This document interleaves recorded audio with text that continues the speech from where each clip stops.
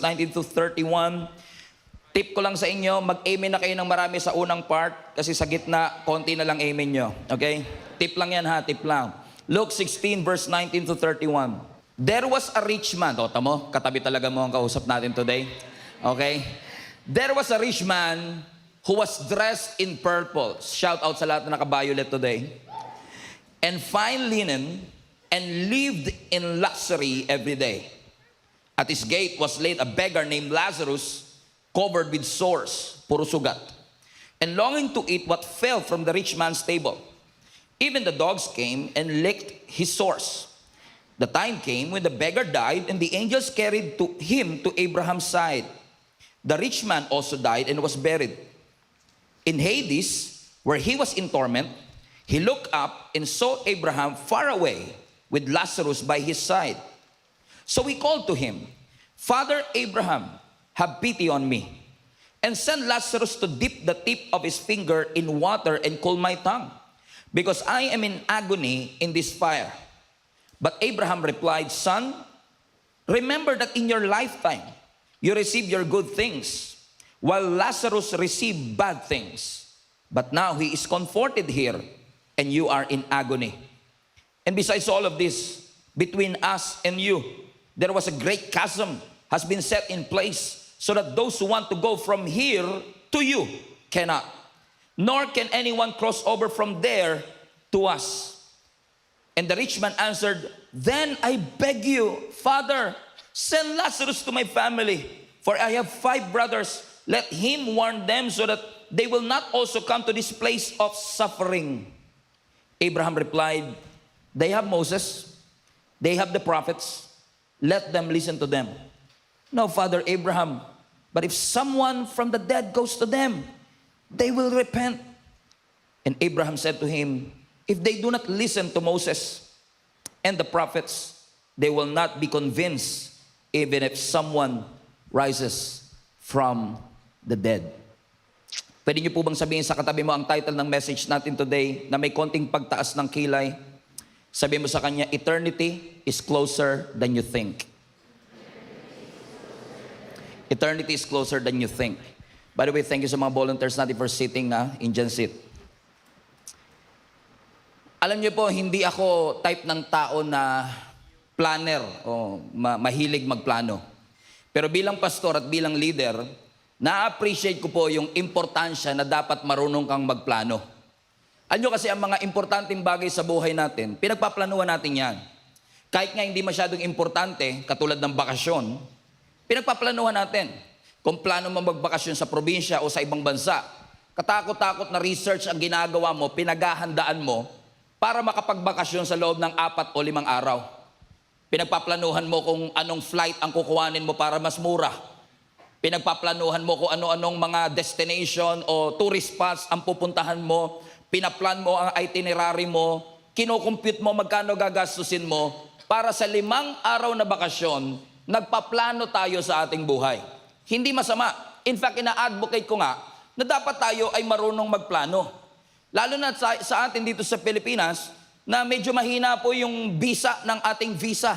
No? Yung passport natin, kapag pupunta ka sa isang bansa na may visa, katakot-takot na papel ang kukuhanin mo, bank statement, bank certificate, iba-ibang mga certificate para lang ikaw ay ma-approve sa inyong visa.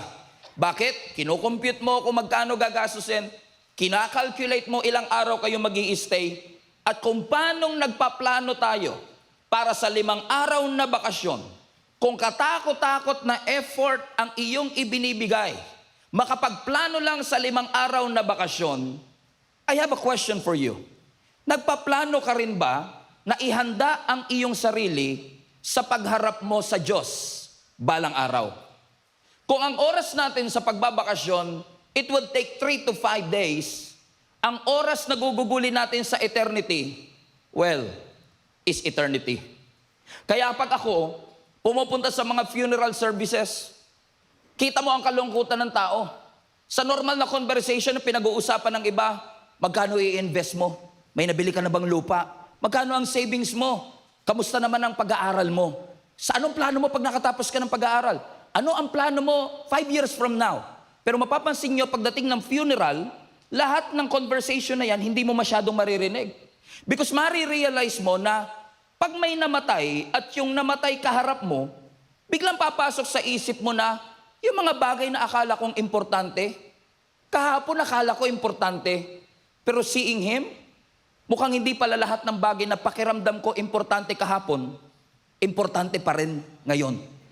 Nare-realize po natin na kahit gaano tayo kaganda, kahit gaano tayo kayaman, kahit gaano tayo ka-influential, walang exempted sa death.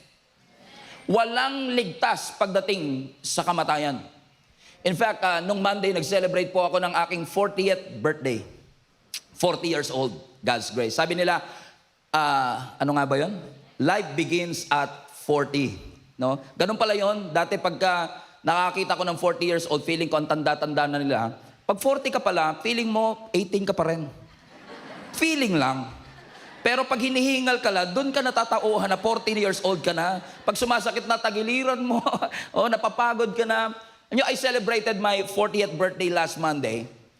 And one thing that really resonates in my heart, in which alam ko na yung truth na ito, but it resonates in my heart, na masaya tayo na nagse-celebrate ng ating birthday. But in fact, every time magbe-birthday tayo, we are one day closer to our death.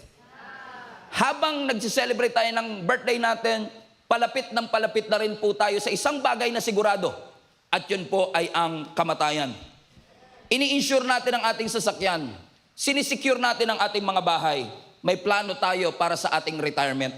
Pero ang aking tanong na may kasamang pagmamahal at pagpapakumbaba, may plano po ba kayo para sa inyong kaluluwa? Pagharap natin sa ating Panginoon. There is no doubt, there is no debate. We know the certainty of death. Ang eternity, hindi po siya symbolic. Ang eternity, hindi po siya theoretical. And today, with this message, is all about our eternal awareness. Kasi posibleng nagsisimba ka na for 25 years, and you could be religious, and you consider yourself to be religious. But unfortunately, a lot of religious people are unaware with the urgency of eternity. Eternity by definition is actually timeless existence. Yung buhay ka na walang orasan, ibig sabihin, pag namatay ako dito sa mundo, magsisimula ang buhay ko in eternity. Doon sa eternity, walang orasan. Dito meron. Dito may calendar, doon sa eternity, walang calendar. Dito may expiration, doon sa eternity, walang expiration. Dito may katapusan, sa eternity, walang katapusan. And most people, especially most Christian, hindi naman tayo literal at lantarang nagre-rebelde sa Panginoon. Hindi po tayo literal at lantarang nire-reject ang ating Panginoon. But if you look at your life, many of us are living our lives as if eternity is not urgent. Yan po ang sitwasyon na ina-address ng ating Panginoong Yesus sa Luke chapter 16, yung text natin today. Na-amaze nga ako kasi yung Luke chapter 16, nagsimula po ang ating Panginoong Yesus, ang topic niya, pera. Dinidiscuss ni Lord ang patungkol sa pera, and all of a sudden, aware din ang ating Panginoon, I think this was in verse 14, kung saan may mga Pharisees and Sadducees na nandoon, listening, but Jesus knows na ang puso ng mga taong ito ay greedy. Sakim sa salapi. They consider themselves religious, but they love their wealth. They flaunt their wealth. Ipinagyayabang nila ang kanilang kayamanan dito sa mundo. Then all of a sudden, si Jesus na nagdi-discuss about money, is it as if Jesus shifted his lesson and he talked about a parable? Nasabi niya, merong dalawang tao, isang mayaman, nasabi ng Bible, itong mayaman na ito, araw-araw na namumuhay in luxury. Sa ibang translation, he indulged in living his life. Parang YOLO, you only live once. E sa kabilang banda, may isang lalaki na ang pangalan ay Lazarus, at itong si Lazarus na ito ay mahirap. Nasabi ng scripture, mahirap si Lazarus, mayaman siya at namumuhay sa luxury, pero ang common denominator, pareho silang namatay. Hindi tinatakot ni Jesus ang mga Pharisees. Wala rin po akong intensyon na gamitin ang scare tactics para takutin ang bawat isa, may impyerno. That's not my strategy. That is not my plan.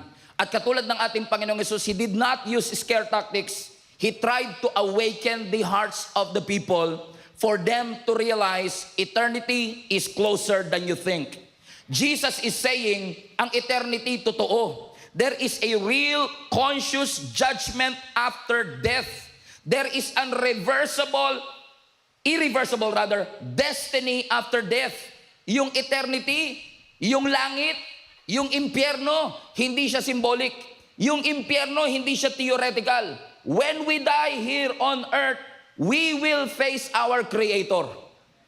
Ang sabi ng Hebrews chapter 9 verse 27, just as people are destined to die once, and after that, you'll face judgment.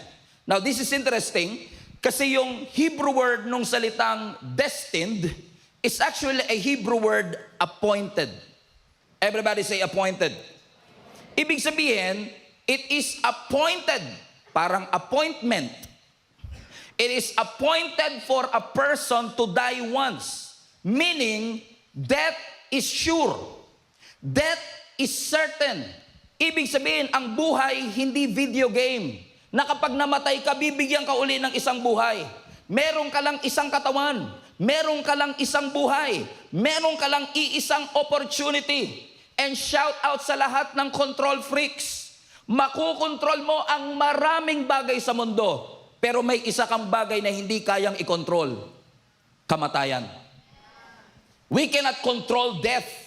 Death is scheduled certainty.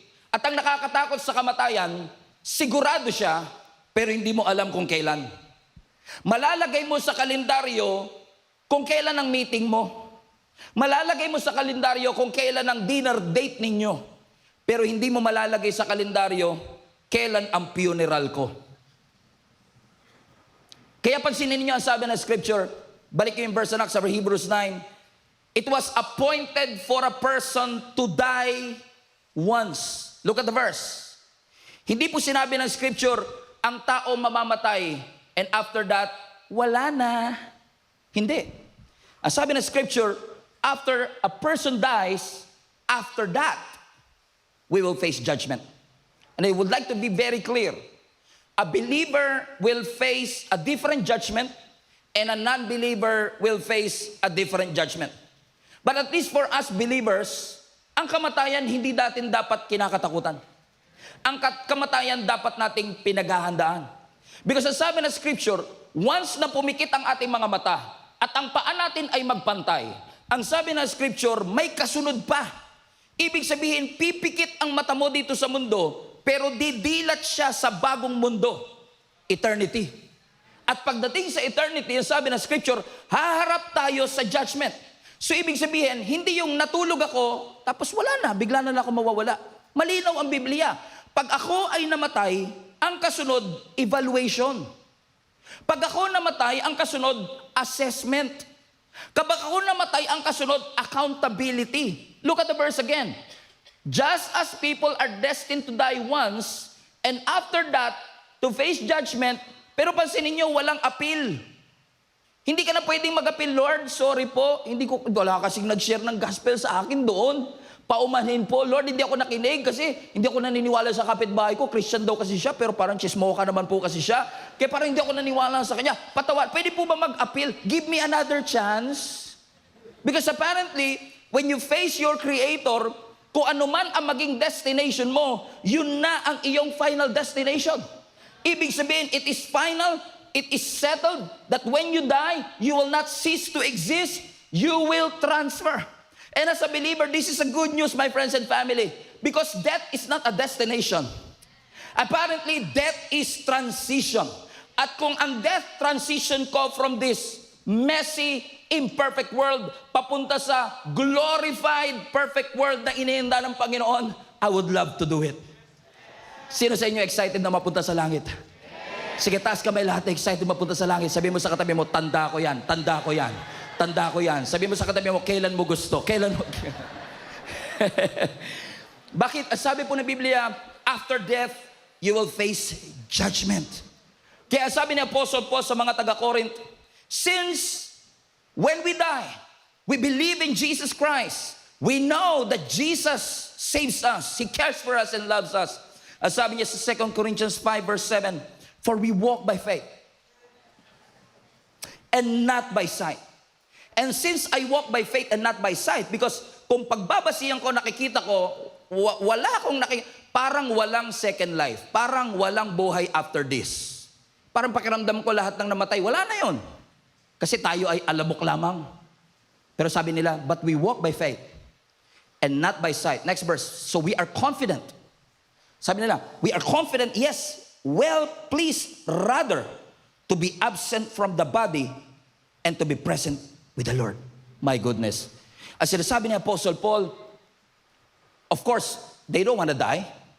But if dumating ako sa scheduled death, yung time na inalaw ng Panginoon para ako ikuhanin at bawiin ang buhay sa akin, I walk by faith, not by sight, and I'm confident, I am well pleased that yes, magiging absent na ako dito sa mundong ito, pero magiging present ako kasama ang Diyos. Ibig sabihin, hindi ka basta-basta mawawala. Yung Stephen, aalis lang sa tent at lilipat sa ibang destination. So ibig sabihin, you will not cease to exist. Hindi hihinto ang pag-i-exist mo. Lilipat ka lang. At yun yung kinukwento ni Jesus Christ sa kanyang parable. Mayaman yung isa, sobrang hirap nung isa, pero may common denominator. Pareho silang namatay. Yung, sabi ng scripture, yung mayamang lalaki, namuhay siya araw-araw, in fact, ibang translation niya, very extreme, araw-araw fine dining. Sana all. Ako, I'm not fine. My dining is not fine. Amen? Pero araw-araw fine dining, yung isa naman, na sabi ng scripture, itong si Lazarus, napakahirap, ang katawan puno-puno ng sugat, dinidilaan ng aso ang kanyang katawan, at umaasa lang siya doon sa tira-tirang pagkain na bumabagsak doon sa mayaman. Biruin mo, yung isa napakayaman, napaka-influential, maraming koneksyon, si Lazarus tambay lang doon sa gate ng mayaman, pero pareho silang humarap sa kamatayan.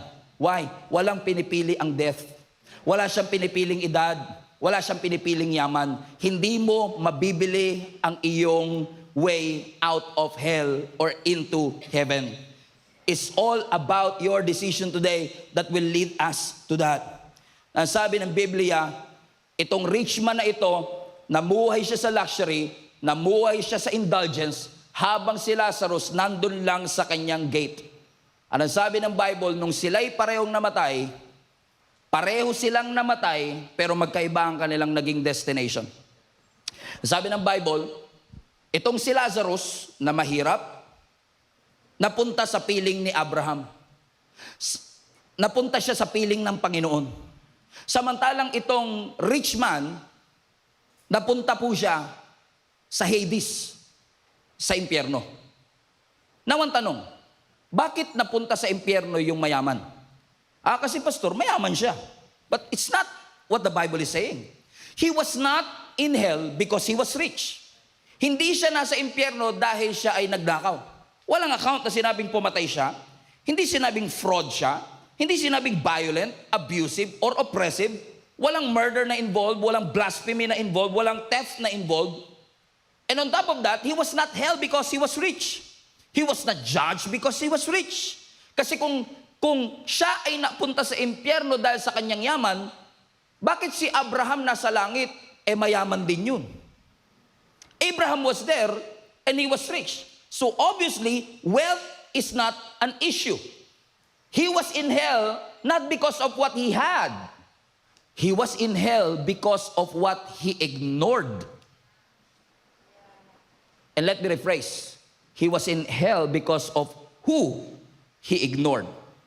Because the Bible says in verse 20, at his gate, sa bahay mismo ng mayamang ito, was laid a beggar named Lazarus. Highlight that part. Meaning, every single day, every lalabas ang mayamang ito, nakikita niya si Lazarus na nakahiga sa kanya mismong pintuan. Notice, hindi sinabi na he was in town. Hindi sinabi na bumibisita siya. Hindi sinabi na dumadaan siya. Na hindi nga sinabing nakatago si Lazarus at hindi makita ng mayaman. No, ang sabi ng scripture, he was at the gate. He was close. But apparently, yung proximity pala hindi magkikreate ng compassion. Hindi pala porket malapit sa iyo ang suffering, matututunan mong maawa. Na pwede pa lang you are living in luxury, but your spiritual life is completely bankrupt. So it's not an issue of how rich you are, but it's an issue of, sorry for the word, how numb you are. Gaano tayo kamanhid sa mga taong nilalagay ng Panginoon sa ating pintuan. Every single day, kita ng mayamang ito ang suffering ni Lazarus. And unfortunately, yung suffering na araw-araw niyang nakikita created a heart of familiarity in his heart, na masyado siyang naging pamilyar sa suffering ni Lazarus na nagmukha ng normal ito sa kanya. Na namanhid ang kanyang puso. Hindi siya galit sa mahirap, pero wala din siyang ginawa para tulungan siya. Nasanay siya sa kahirapan ng kanyang kasama. Hindi niya na-realize na si Lazarus ay misyon ng Panginoon sa kanya. Nilalagpas-lagpasan niya, ini-ignore niya, assignment pala niya. Let me talk to you a little bit, my friends and family, and I say this with love and humility. Sino ang mga taong inilagay ng Panginoon sa iyong buhay that you ignore? Nilalagpas-lagpasan lang po natin na mga assignment pala ng Panginoon sa atin. God has given you an assignment, and sometimes that assignment is your parents. Sometimes yung assignment yung boss mo. Sometimes yung assignment kasama mo sa trabaho. Sometimes ang assignment kaklase mo. Sometimes ang assignment yung kapitbahay mo na nagbibidyoke hanggang alas 2 ng madaling araw. Sometimes ang assignment mo ay yung kaaway mo mismo. Pastor, ayokong mapunta sa langit yung kaaway ko. Kaya ako nga hindi sinishare ang gospel para matuluyan po siya sa impyerno. Kasi pag napunta yan sa langit, di parang impyerno na rin yun. Pero kidding aside, who are those people that God sent into your path that most of the time we ignored? Hindi ko inuhusgan yung mayaman. Gusto ko rin namang yumaman one day. Yung katabi mo, gusto niyo ba yumaman? Oh, kung plastic pa yung katabi mo eh. Sabihin mo nga, power? Oh. Pero probably, because araw-araw niya nakikita si Lazarus, and it's interesting to me by the way, si Lazarus, yung rich man, pansinin nyo yung itong mayamang taong ito, nagkaroon sila ng pagpapalit ng sitwasyon. Yung mayaman, he was living in luxury here, pero napunta siya saan? Sa Hades. Samantalang itong si Lazarus, he was living under suffering, and he went to be in the presence of the Lord. Siguro yung mayaman to, iniisip niya, well, it's just another suffering. It's just another beggar. After all, marami namang mga beggar dito. At napakaraming assignment sa buhay natin na iniisip natin, well, it's just another issue. Patayan na naman, isa na naman patayan sa bansa namin. Normal na yan dito. It's just another kid. Gera na naman. Meron daw gera sa Middle. It's just another war. It's just another bad news. So again, let me ask you a question, and I say this humbly. I ask myself too. Tinanong ko rin ang sarili ko. Ano-ano mga bagay? Sino-sino mga tao ang assignment na ibinigay ng Panginoon sa akin na ini-ignore ko? Walang recorded sa Bible na pinagtabuhay niya si Lazarus. Pero recorded din na wala siyang ginawa para tulungan si Lazarus. Because what you ignored in your gate today may define your eternity. So ang unang reason kung bakit, because may neglect, may numbness. You know what happened after that? The Bible says in verse 22, the time came that when the beggar died, and the angels carried him to Abraham's side, and the rich man also died, and he was buried. So pansinin niyo, sabi ng Bible, dumating ang tamang panahon na yung beggar namatay, at ang angel, he carried him to Abraham's side, samantalang ang rich man, he also died, and he was buried. Now, bigyan ko kayo ng konting tip pagka nagbabasa kayo ng Bible for efficient Bible study. Now, pagka tumitingin po kayo ng verse, malaking bagay po at malaking tulong kapag tinitignan nyo yung similarity and contrast. Similarity and contrast. Question, based sa verse na ito, ano ang similarity ng dalawa? Pareho silang namatay. Similar, pareho. Now, ang question, ano ang contrast nilang dalawa? Ano yung bagay na magkaiba sila? I love this service. Participative. Bigyan ng A yan. Okay? Ano sabi ng Bible? Yung beggar namatay, yung mayaman namatay. Pero yung beggar, dinala ng angel into Abraham's side.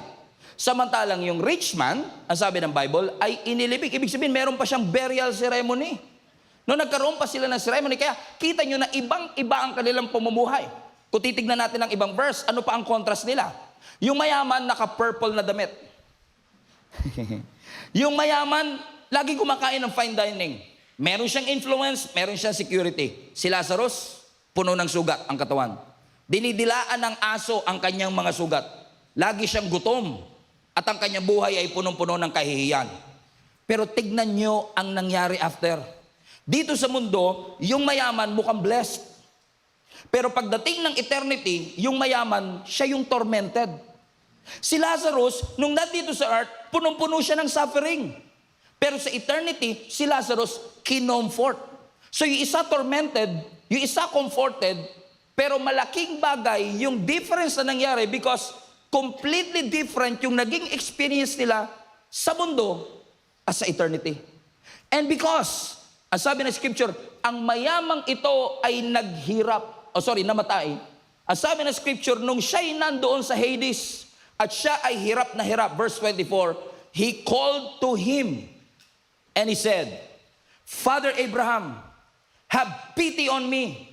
Send Lazarus to dip the tip of his finger in water and cool my tongue, because I am in agony in this fire. And many churches don't want to talk about hell, kasi hell speaks about fire.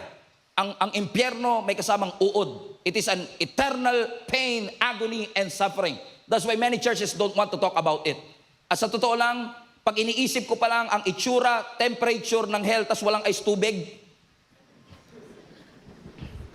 natatakot ka na kagad. Kasi iniisip mo lang na eternal existence with eternal pain and eternal suffering. Sabi ko, grabe yung torment na kanyang pinagdaanan. But while I was reading this text, I realized na yes, suffering ang fire. Yes, suffering yung eternal existence ng suffering. Pero alam niyo kung ano mas matinding suffering? Yung hindi nawala yung memory niya. Ibig sabihin, natandaan niya kung sino si Abraham. Kilala niya kung sino si Lazarus. Kilala niya, di ba sa previous text, pati mga kapatid niya, naalala niya. Ibig sabihin, that's the greatest torment that we could have. Yung nandun ka sa impyerno, tapos sasabihin mo, sayang, hindi ako kagad sumama sa church. Sayang, hindi ako nakinig sa mga tao nag-share ng gospel para sa akin. Nakakapanghinayang na dapat umuo ako, sumunod ako, ibinigay ko ang buhay, and you keep on remembering all of that. Tapos wala ka nang magawa because that's your final destination. For me, that's the greatest torment. Nakakatakot isipin na may posibilidad that it could happen to any of us. Dahil sabi ng scripture, naalala niya ang kanyang nakaraan. Kilala niya si Lazarus, pero tignan niyo ang sabi ng scripture sa verse 24. Father Abraham, sa sobrang tindi ng kanyang suffering, sabi niya, please po, Father Abraham, maawa po kayo sa akin. Send Lazarus. Tignan niyo, pati sa impyerno, boss pa rin siya. Hindi niya nakalimutan. Hindi nawala sa memory niya yung pagiging entitled at prideful. Na-realize ko lang mga kapatid na hindi kayang tanggalin minsan ng eternity ang pride natin. Kasi kita nyo, no, nasa impyerno na nag-uutos pa.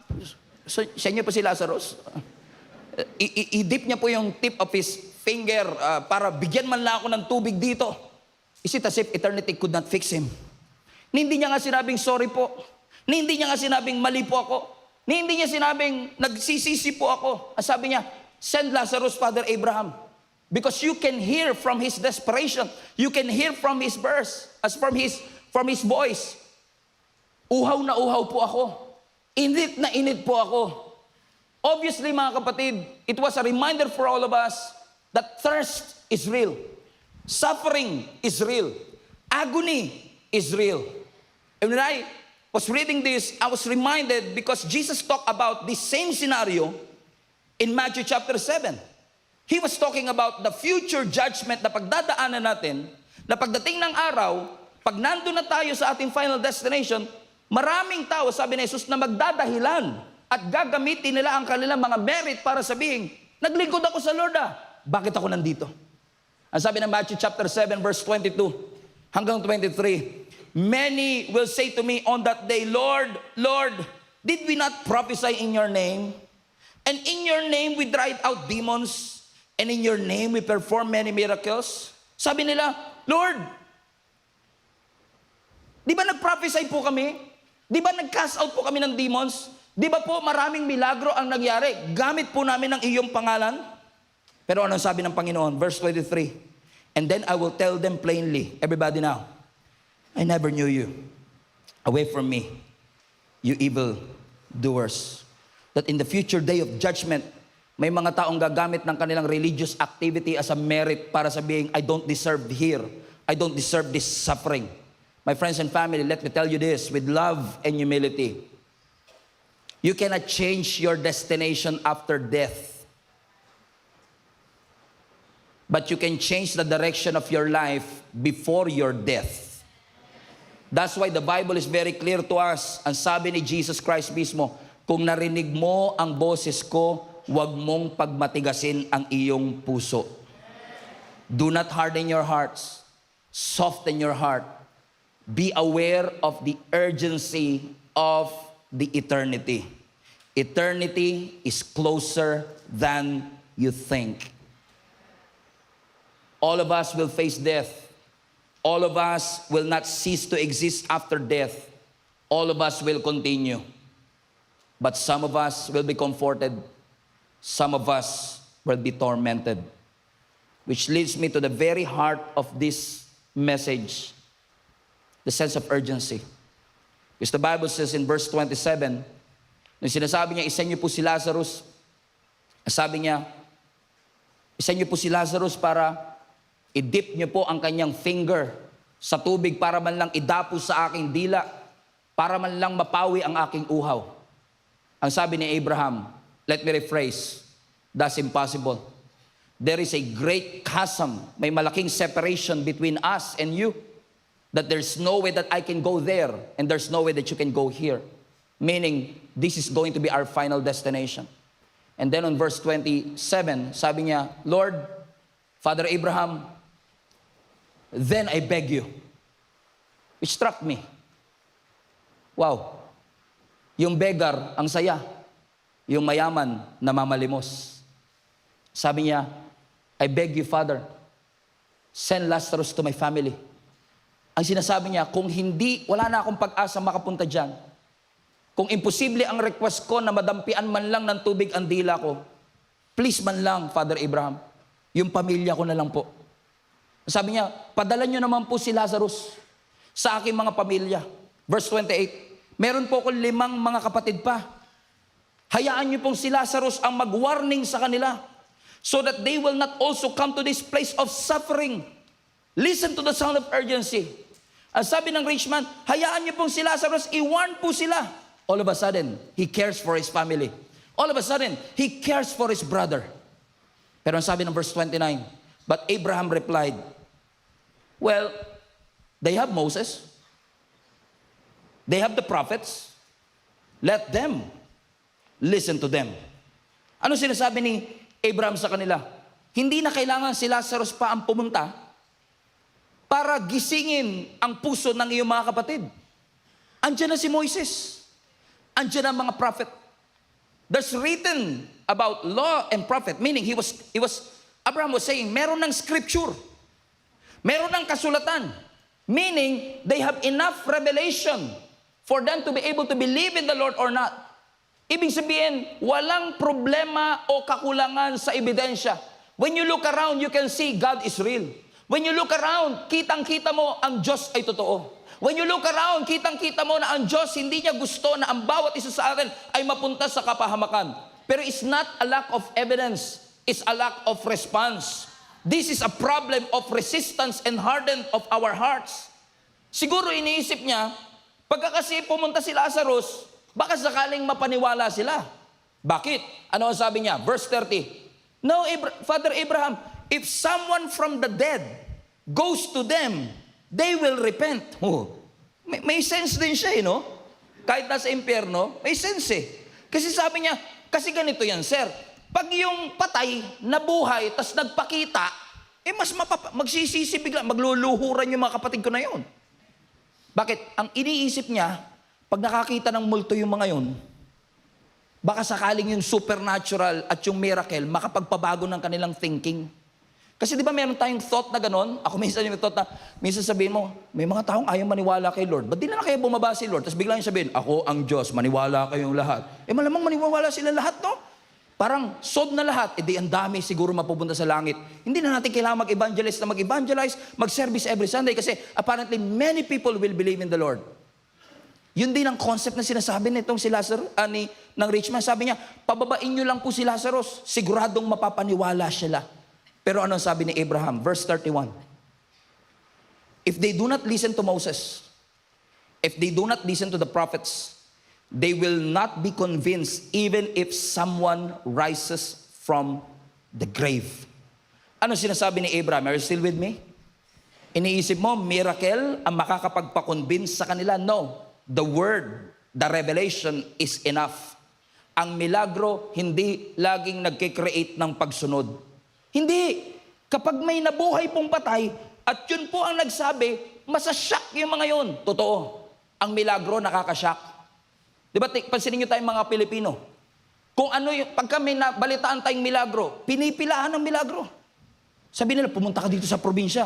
Meron po si Mama Mary nandito sa puno. Nagpakita dito sa puno. Ay, mga tao naman, pila ng pila. Pila sila, haba ng pila. No? Bakit? Ba't yung pinipilahan yan? Nandito si Mama Mary. Nung ikaw na nasa harap, asa ba si Mama Mary dyan? Ito ba yung ano niya?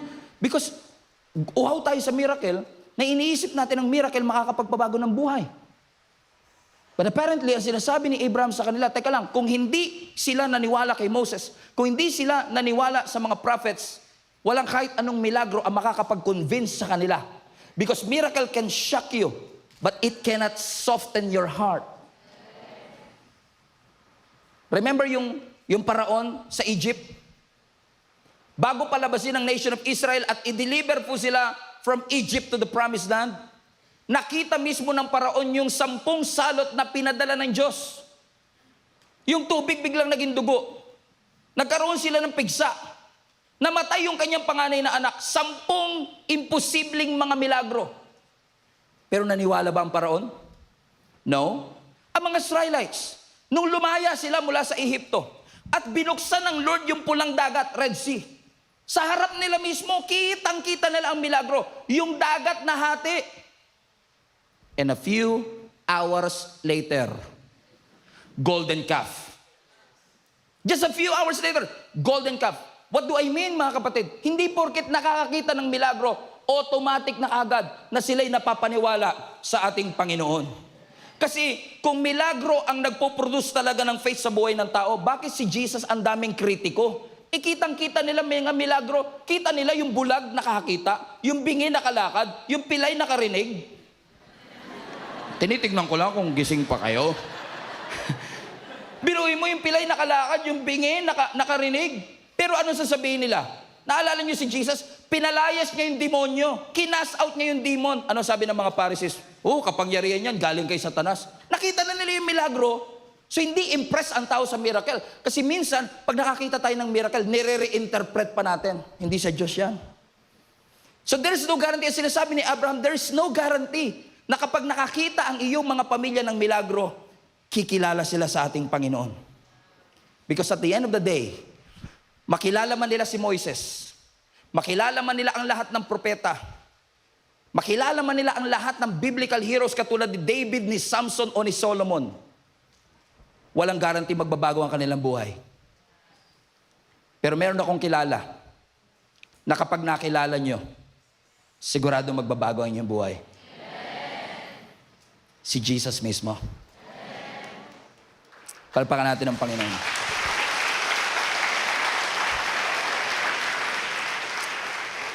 Ano ba ang reason kung bakit bumaba ang ating Panginoong Hesus dito sa mundo?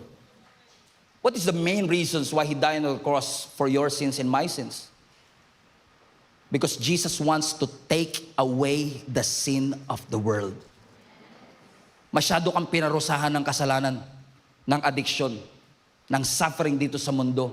And God loves you so much, He wants to take away that sin. Ang Diyos, hindi niya lang binabago ang destiny ng maniniwala sa Kanya. Gusto rin ni Lord baguhin yung buhay mo habang nandito ka pa sa mundo. when you believe in the Lord Jesus Christ. Why? Because sabi ng 1 John chapter 3, but you know that Abraham appeared, no? Moses appeared, no? Elijah appeared, no? But you know that Jesus appeared so that He might take away your sins. That's the reason why Jesus came here on earth. He wants to showcase His love for you. Gusto ng Panginoon, alisin ang kapangyarihan ng kasalanan sa iyong buhay. Jesus loves you so much, my friends and family. Mahal na mahal ka ng Panginoon. And I want to show you gaano kahirap ang impyerno para ma-realize ninyo yung bigat ng sakripisyong ibinigay ng Panginoon para dalhin tayo sa kalangitan. Sometimes hindi mo ma-appreciate ang langit pag hindi mo na-realize kung gaano masalimuot ang impyerno. But many of us, especially the Christians, masyado tayong natatakot sa impyerno to the point na lagi na lang impyerno ang iniisip natin at hindi na tayo excited sa langit. I want you to go to eternity na mas excited ka sa langit kaysa takot sa impyerno. That's a better way to do it. Na I'm not afraid to go to hell because I know that Jesus loves me. I know that Jesus cares for me, that Jesus took away my pain, took away my sin. But, hindi porket mahal ako ng Panginoon, pinipermit na ng Panginoon na walang magbago sa aking buhay. Katulad po ng mga nanay, kahit mahal po ninyo ang anak ninyo, hindi lahat ng gusto niya binibigay nyo. Kasi marami tayong gusto na hindi makakabuti sa atin. And if your biological parent, you believe that they love you because may mga wini-withhold sila sa inyo, how much more will our God in heaven? Na minsan may mga bagay siyang hindi inaalaw. May mga bagay siyang gustong baguhin sa atin, pero hindi indikasyon nyo na hindi ka mahal ng Panginoon.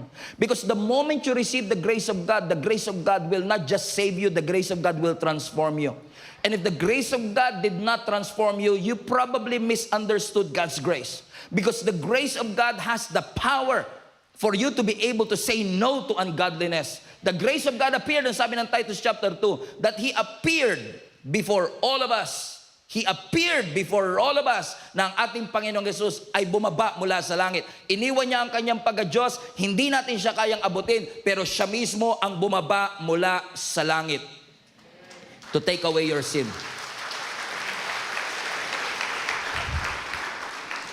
So ang sabi ng verse 6, no one who lives in Him keeps on sinning. No one who continues to sin has either seen Him or known Him. Mahal na mahal ako ng Panginoon, Pastor, kaya okay lang naman siguro, di ba? Maintindihan naman ng Panginoon kung ako'y mamumuhay sa pagkakamali. Tanggap ka ba ni Lord? Yes. Approve ba ni Lord yan? No. If love meant approval, kung mahal ka, ibig sabihin lahat approve, hindi na natin kailangan ng cross. But because God knows that your sin is serious and your sin will lead you to hell, and His love for you is stronger, He gave His life for you and for me. Hindi porket tinanggap mo si Jesus, hindi ka na magkakasala. Pero magkaiba yung nag-fall into sin tsaka namuhay sa kasalanan. Ang isda, pag tumalon, pwedeng mapunta sa lupa. Pero hindi siya pwedeng mabuhay sa lupa. Ang isda, it was meant to be in the water. Hindi ka makakahinga sa lupa. Katulad natin mga Kristiyano, sometimes we commit sin from time to time, but we can never breathe living in sin because we know that our God is the one who gives breath on our lungs. Living is sin. Especially, I believe I have an assignment today to debunk our cultural belief and our cultural mantra. Mahal ka ng Diyos, kaya kahit anong gawin mo, okay na. Magkaiba po yung namumuhay sa kasalanan, nagkamali at nagkasala sa dinedefend ang kasalanan. Ang pagmamahal ng ating Panginoon nakakapag-transform ng buhay ng tao. Kapag sinabi nilang mahal ka ng Diyos kaya pwede mo nang gawin ang lahat ng gusto mo, that's not biblical love. Ang tunay na pagmamahal, ang grace ng Lord nagtatransform sa iyo. Ang grace ni Lord ni-rescue ka, pero pag nalaman mo ang truth ni Lord, i-direct ka ng truth ng word sa tamang katotohanan. Kaya yung nahuli in the act of adultery, yes, gracious ang Panginoon, ipinakita niya ang pagmamahal niya, but at the end of the conversation, ang sabi niya, woman, go and sin no more. I know this message is hard to chew. But the message is so simple. Eternity is closer than you think. You are one breath away from eternity. Kung gusto ko lang na maraming amen nyo, mas magandang sabihin ko, huwag kayong matakot sa impyerno, baka gawa-gawa lang naman ng tao yun. Pero ang impyerno po ay totoo. Pero hindi ibig sabihin, dinidesire ng Panginoon na lahat tayo mapunta sa impyerno. Hindi naman ginawa ng Diyos ang impyerno para sa atin. Kung naniniwala tayo sa impyerno, mas gusto ko maniwala kayo ngayon na ang Diyos may awa. Mas gusto ko maniwala kayo ngayon na ang Diyos mapagmahal. Na ang Diyos may nagbibigay ng tsansa. Kung naniniwala tayo sa impyerno, mas maniwala ka. Yung langit na hinanda ng Panginoon sa bawat isa sa atin, yun ang mas totoo. Yes, Jesus spoke about hell so many times in the scripture. Mas marami pa sa ibang mga subject in the Bible. And he talk about the torment in hell. Pinag-usapan at diniscuss ng ating Panginoong Yesus yung hirap na pwedeng pagdaanan ng isang taong hindi maniniwala sa Kanya. Pero wag na wag nating kakalimutan yung pinaka-importanting balita sa lahat. Na yes, may suffering, pero ang Diyos gumawa ng paraan na ibinigay niya ang Kanyang bugtong na anak. Kaisa-isang anak na bumaba mula sa langit para sa bawat isa sa atin.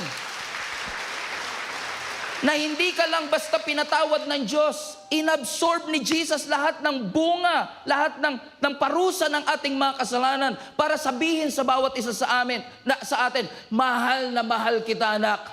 Para yung John 3:16 put it up ay maging totoo sa atin that God so loved the world that He gave His only Son so that whoever will believe in Him will not perish but have everlasting life. Do you believe that God loves you? Do you believe that God loves you? And hey, because God loves you so much, He gave His Son so that, hold on a second, whoever. I love that. Kasi pag may salitang whoever, it doesn't matter kung mayaman ka o mahirap. It doesn't matter kung popular ka o hindi. It doesn't matter kung nakapag-aral ka o hindi. It doesn't matter kung kilala ka ng tao o hindi. Whoever will believe in Him will not perish but have everlasting life. That puts all of us on equal footing. That puts all of us on equal ground. Na kahit na magkakaiba tayo ng estado dito sa mundo, pagdating sa paniniwala natin sa ating Panginoong Yesus, sama-sama tayo at pare-pareho tayong makakaranas ng pag-ibig ng Panginoon. Kapiling ang ating Panginoong Yesus doon mismo sa kalangitan. Every person is already moving towards our eternal outcome. Perish or live. Naniniwala ako ng eternal life is not just living forever. Eternal life is not just timeless existence. Eternal life is about living forever with God. Living with Him. So kapatid, kung never pa in your life na nakapag-desisyon ka sa iyong puso, nabuksan siya at tanggapin si Jesus bilang iyong Panginoon at tagapagligtas, I would like to take this opportunity to make an invitation to you. Tomorrow might be too late. Later might be too late. Huwag mong palagpasin ang pagkakataong ito. Nabuksan ang iyong puso. Hindi relihiyon ang tinatanggap mo. Ang sinisimulan mo relasyon sa ating Panginoon. Because the moment you believe in Jesus Christ who died for you, who loves you so much, that gave Himself for each and every one of us, when you start to believe in Him, He's about to move you from darkness to life. From death to life. From slavery to freedom. Because God loves you. He cares for you. That's why He saved you. Hindi worth it ang lahat ng tagumpay sa mundo kung wala ang ating Panginoon. Hindi worth it ang lahat ng yaman sa mundo kung hindi natin kasama ang Panginoon. Even our Lord Jesus Christ is very clear. What good is it that you gain the whole world but you forfeited your own soul? Sa Tagalog, Mark chapter 8, everybody read. Sapagkat ano ba mapapala ng isang tao na makamtan niya ang buong daigdig, ngunit mapahamak naman ang kanyang sarili. God doesn't want you to perish. He wants you to live forever with Him. He loves you so much. Mahal ka ng Panginoon. Everybody stand to your feet. Proverbs 3 verse 13 to 17. Blessed are those who find wisdom and those who gain understanding. For she is more profitable than silver and yields better returns than gold. She is more precious than rubies. Nothing you desire can compare with her. Wisdom. Verse 16, long life. Sino sa inyo gusto ng mahabang buhay? Praise God. Long life is in her right hand, and in her left hand, riches and honor. Her ways are pleasant ways, and all her paths are peace. Last week we talked about wisdom first. Today we are going to talk about on this subject, the blessings of wisdom. The blessings of wisdom. The blessings of wisdom. Hindi ko na kayo tatanungin kasi guaranteed po. Lahat naman siguro tayo gusto natin ng pagpapala. Ayaw natin ng pagpapalo, ang gusto natin pagpapala. Sino sa inyo gusto nyo makatanggap ng blessing mula sa ating Panginoon? And sometimes, in our desperation na makahanap at makareceive ng wisdom, ipinapanalangin natin sa Panginoon, Lord, bigyan mo ako ng wisdom. Yung iba siguro sa inyo, hindi nyo lang pinagpipray, dinedeclare nyo araw-araw, I am blessed and highly favored. Pero yung iba, grabe, nilevel up pa. Hindi lang nila pinagpe-pray, hindi lang nila dinedeclare, minsan ipinagfa-fasting pa nila. Kasi gusto talaga nilang makamit yung matagal na nilang ipinapanalangin sa Panginoon. Pero habang ako po ay tumatagal sa pagiging Kristiyano, nare-realize ko rin po ang malinaw na sinasabi ng Biblia sa atin, na ang mga pagpapala ay hindi binibigay ng Diyos ng random. Ibig sabihin, kung ang Diyos ay magbibigay sa atin ng pagpapala, usually, yung mga blessing na ibinibigay ng Lord ay response. Either sa obedience, either sa faithfulness, or either sa pagmamahal natin sa ating Panginoon. Bakit po? Naniniwala ako that God will never give us something that He will intend for us to waste. Meaning, kung sasayangin lang natin, at gugustuhin lang ng Lord na sayangin natin, hindi na yan ibibigay ng Panginoon sa atin in the first place. Kasi hindi lahat ng pinagpala ay nananatiling pinagpapala pa rin. Magkaiba po kasi yung skill requirement ng pagkuha ng blessing at pagpapanatili ng blessing. And I've seen this happen many times. Being your pastor for more than 12 years, napakarami naman talagang taong nakatanggap ng pabor. Napakaraming tao ang nakatanggap ng pagpapala. Marami rin akong kakilala na nakatanggap talaga ng super duper daming blessing sa kanilang mga buhay. Talagang increase at level up ang nangyari sa kanilang mga buhay. Pero nakakalungkot man, nakatanggap ng pagpapala, pero ilang taon ang dumaan, yung pagpapalang natanggap, biglang nawala. Yung relationship na binigay, hindi nagtuloy. Yung kapayapaang ibinigay, hindi na natili sa puso. At yung momentum na sanang dala ng pagpapala ay hindi nagkaroon ng epekto sa kanyang buhay. Madalas kasi humihingi tayo ng pagpapala sa ating Panginoon, wala namang masama, pero maganda rin yatang maging desire ng puso natin, hindi lang, Lord, pagpalain mo ako, kundi, Lord, kung pagpapalain mo ko, gusto kong tumagal yung pagpapala sa aking mga kamay. Kaya napakahalaga ng wisdom, hindi lang ng blessing. Sabi nga po natin last Sunday, wisdom is the foundation of everything. Balikan natin ang Proverbs 4:7, review lang tayo. Ang sabi ng Proverbs chapter 4 verse 7, wisdom is the principal thing. Reshith. Nang ibig sabihin ng reshith, foundation. Ang wisdom daw po, o ang karunungan, ang foundation ng lahat ng bagay, at dahil siya ang foundation ng lahat ng bagay, in all you're getting, get wisdom. Pursue wisdom. Are you still with me? Now, napapansin nyo mga kapatid na hindi po sinabi ng Bible na money is the principal thing. Hindi sinabi ng Bible na money ang foundation ng lahat ng bagay. Hindi sinabi ng Bible na favor ang foundation. Hindi sinabing influence ang foundation. Malinaw na malinaw sa Biblia. Wisdom is the foundation of everything. Ibig sabihin, bago yung increase, wisdom ang mas mahalaga. Bago ang influence, wisdom ang mas importante. Kasi ang wisdom, hindi lang siya isa sa mga blessing, kundi ang wisdom, ang foundation na nagdadala sa lahat ng blessing. Okay, nag-guess nyo ba yung sinasabi ko? Let me repeat for you. Let me slow down a little bit para mas maunawaan ninyo. Ang wisdom, hindi lang siya basta regalo na binibigay ng Diyos bilang blessing. In fact, ang wisdom ay foundation na nagdadala ng lahat ng blessing. Ibig sabihin, yung yaman tsaka wisdom, hindi magkapareho yan ng kategory. Ang sinasabi ng scripture, yung riches, yung yaman, yung financial freedom, magandang i-desire, pero wisdom is the foundation of everything. Kasi kung meron kang yaman pero walang wisdom, yung yaman dadaan lang. Pero if you have the wisdom, kahit walang yaman, yung yaman mamamagnet. Because you have, come on, are you with me? Everybody say, wisdom is the foundation of everything.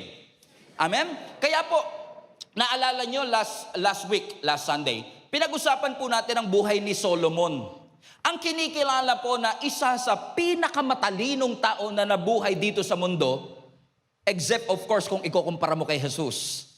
Pero saan nagsimula ang karunungan ni Solomon? Now, kung hindi po ninyo kilala si Solomon po ay anak ni David. Si David, hari. At si David po ay naghari sa bansang Israel sa loob ng 40 taon. Pero after reigning for 40 years, David died. Namatay po si David. Pero he died with a fruitful life.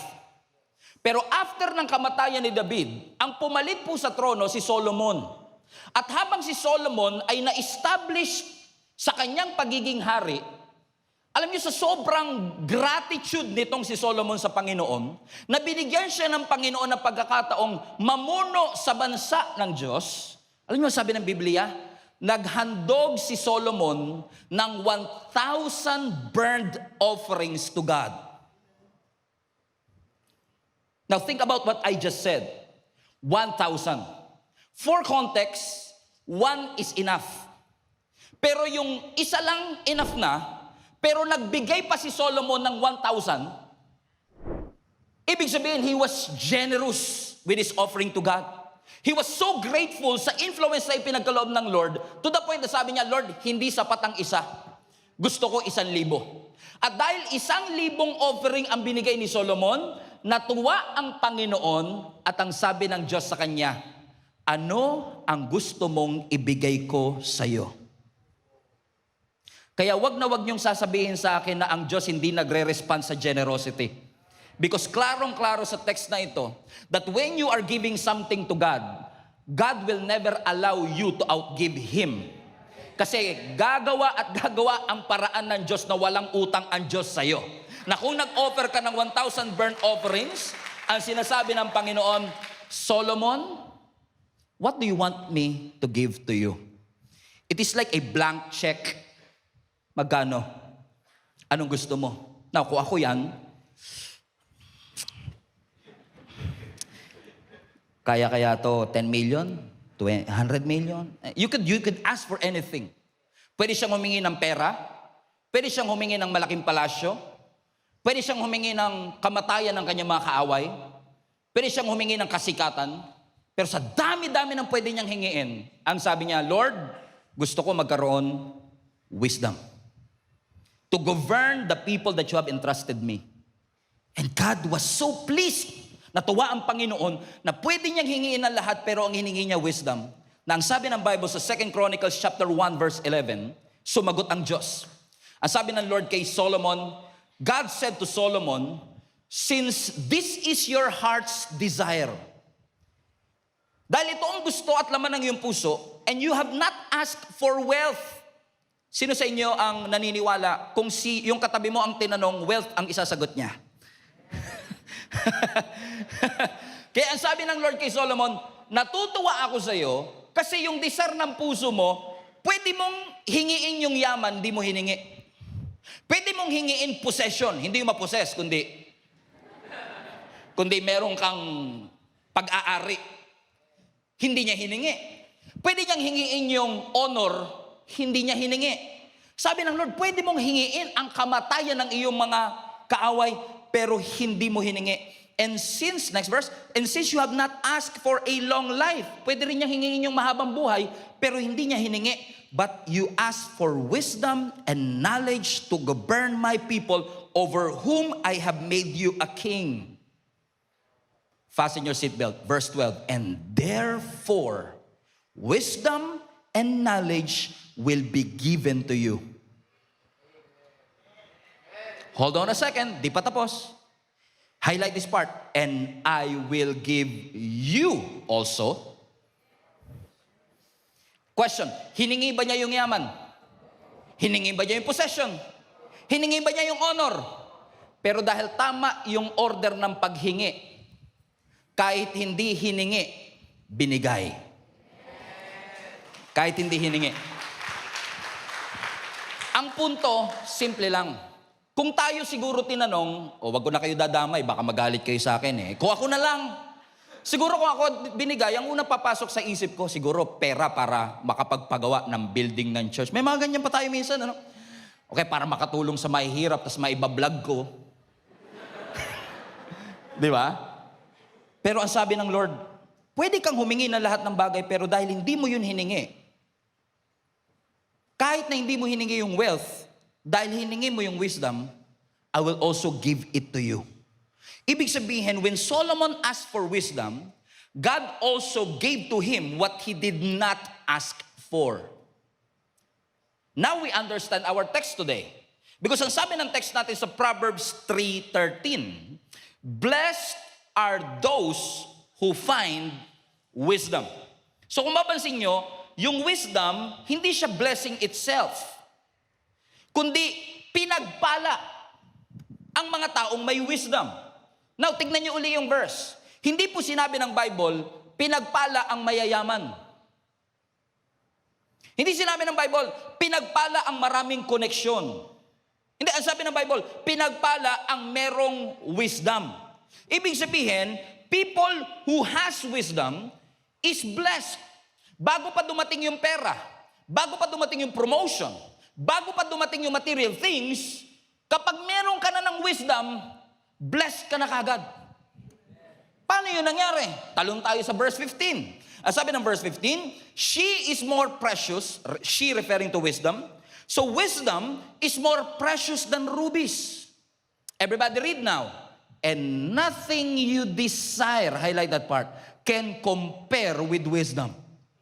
Meaning, you could ask for anything. Pwede kang humingi ng kahit anong bagay. Pero ang ginagaranti ng Bible, kahit anong i-desire ng puso mo, hindi yan higit sa wisdom. Ibig sabihin, gaano mang kalaki ang desire ng puso mo, lahat ng desire inferior sa wisdom. Hindi niya pwedeng lagpasan ang wisdom. Are you still with me, mga kapatid? Ibig sabihin, wala kang pwedeng hingiin sa mundo na mas mataas pa sa karunungan. This is what the Bible is saying to us. Meaning, wala tayo pwedeng i-desire. Bagong opportunity, breakthrough, bagong relationship, mas maraming pera, promotion sa trabaho.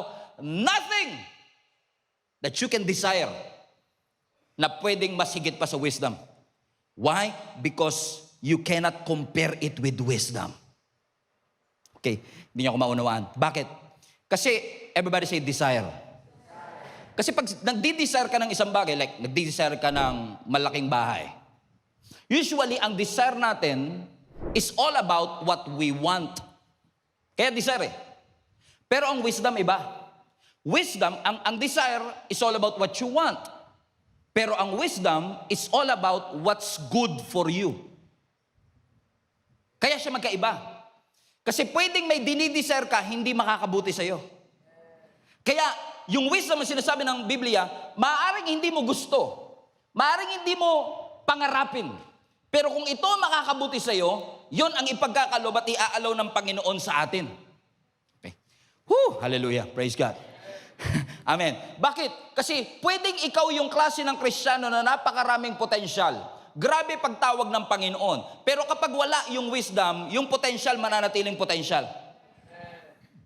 Are you with me? Halimbawa, hindi ako nagbe-bake ng cake. Hindi ako baker. Mahilig lang ako bumili sa bakery. Pero hindi ako baker. Pero alam ko, pag nagluluto, nagbe-bake ka ng cake, kailangan mo ng harina. Kailangan mo ng asukal. Kailangan mo ng butter. Kailangan mo ng oil o mantika.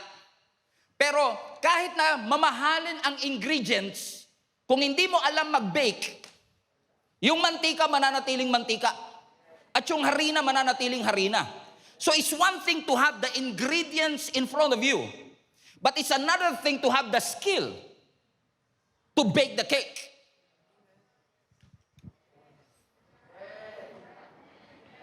At iba pa yung marunong lang sa magaling. Kasi ang sabi na, pagka nagtanong kayo sa mga baker, nagtanong-tanong ako, maraming mga sikat na baker dito sa church natin, nagtanong-tanong ako. Alam mo, ang sabi nila, Pastor, napakahalaga ng timing sa pagbe-bake. Kasi pag nasobrahan ka ng lagay sa oven, pwedeng masunog. Pag kinulang, hindi mabubuo. May measurement pa yan. Pag hindi tama ang measurement, makaka-apekto sa lasa. Pag di tama ang measurement, makaka-apekto. Minsan titigas yung cake. Bukod doon, kailangan tama pa yung temperature. Kasi pag hindi tama yung temperature, pwedeng mag-shrink. Now, may mantika na nga ako eh. Poproblemahin ko pa ba yan? Bakit? Kasi ganun sa buhay. Hindi porket may potential ka, magsasucceed ka sa buhay. Kasi it's one thing to have a potential, it's one thing to have a calling, it's one thing to have the talent, but if you don't have the wisdom to use the talent, if you don't have the wisdom to use the resources that God has entrusted to you, yung perang meron ka, pwedeng ikayaman ng iba, pero yung perang hawak mo, pwedeng ikalugi mo. Anong difference? Pareho kayong may pera, pero yung isa may wisdom, isa wala. Tahimik ka. Sabi mo sa katabi mo, mukhang ikaw topic ng pastor na kamukha ni Glock 9. Sabi mo nga sa kanya.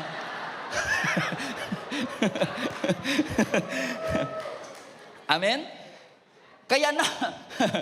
Kaya napakahalaga ng wisdom. And so today, I want to jump in. If wisdom brings blessing, what are the 3 blessings of wisdom based on the text that we have talked about, based sa Proverbs chapter 3? Ano po ang 3 pagpapala na hatid ng wisdom? Number 1, ang unang blessing ng wisdom, wisdom produces. Ibig sabihin, wisdom adds value to you. Kapag may wisdom ka, may nadadagdag na magandang bagay sa buhay mo. Ano ang sabi ng Proverbs 3 verse 13? Balikan natin yung text. Blessed are those who find wisdom. Sino po nakakaalala last Sunday ng Hebrew word for wisdom? Yung mga nasa unahan sana, kaso volunteer din to eh. Yung hindi volunteer. Hokma. Diba? Ang sabi ng Hebrew word ng wisdom is hokma. So sinasabi dito, blessed is the one who find hokma. Now, ano ang ibig sabihin ng hokma? Yung hokma, last Sunday, is the ability of a person to live inside God's will. It is ability of the person to live within God's design. So ang sabi ng Biblia, pinagpala ang mga taong may abilidad na mamuhay sa design ng Diyos. So ibig sabihin, ang wisdom hindi siya IQ. Ang wisdom hindi siya street smart. Ang wisdom hindi siya information. Ang wisdom hindi siya education. Ang wisdom, abilidad mong mamuhay sa kalooban ng ating Panginoon. Now, sabi ng Bible ulit, pinagpala ang may wisdom and those who gain understanding. Ano ang blessing na meron sa wisdom? Number 1, she is more profitable. Highlight that part. Tignan niyo yung mga words sa ito More profitable than silver and yields better returns than gold. Now, sabi nila, ang taas daw ng ginto ngayon. Ayaw pa magpahalata ng katabi mo, maraming alahas yan. Oo, kasi mahal daw ang ginto today. Pero ito interesting. Mahal daw ang ginto, pero ang sabi ng Bible, yung wisdom, mas matindi ang balik kumpara sa ginto. It better returns than gold. She is more precious than rubies, and nothing you can desire can compete with her. Long life is in her right hand, and in her left hand, riches and honor. Now, look at this phrase. Profitable. Better returns. Riches. Di ba yan yung language ng investment? Pag nag-i-invest ka, yan yung mga language na ginagamit ng investment. This investment is profitable, meaning kikita ka. This investment will bring better returns. Yayaman ka rito sa stock na to. Yayaman ka dito sa Bitcoin na to. Kung mapapansin nyo, yung mga salita na yan, madalas may kinalaman saan? Sa investment. Ibig sabihin, kung meron kang wisdom, wisdom compounds. Wisdom is productive. In essence, sa kultura at lengguwahe natin, if you invest in wisdom, the wisdom will outshine the market of our generation.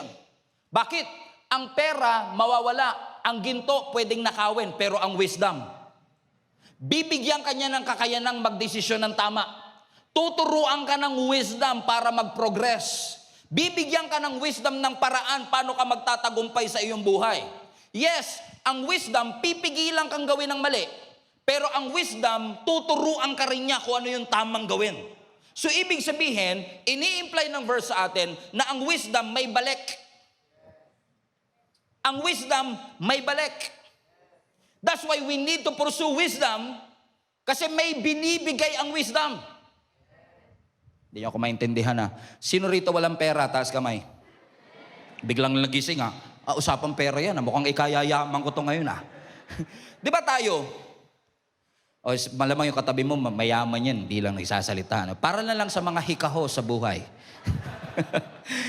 Di ba pagka tayo usually, pag walang-wala ka, lalapit ka sa Panginoon, sabi mo, Lord, pengi naman pong pera. Okay, Lord, gamitin niyo yung katabi ko para mag-abot man lang ng magaspang sa kamay ko, na paghiwalay namin mamaya, makakuha man lang ako ng konting salapi sa kanya. Di ba? Parang syempre gusto mo. Now, nakikinig ka na ng preaching, umaating ka na ng Gia Kamanaba, so sabi mo, narinig ko si pastor, sabi niya, basahin daw natin ang Biblia kasi ang Biblia magbibigay sa atin ng wisdom para tayo ay magkaroon ng riches and honor. And totoo, babasahin mo yung Bible at kung ikaw ay may digital Bible, meaning may search yung Bible mo, di magsisearch ka ngayon ng money. Ano kaya ang sinasabi ng Panginoon patungkol sa pera? Money, money, money. Show me the money.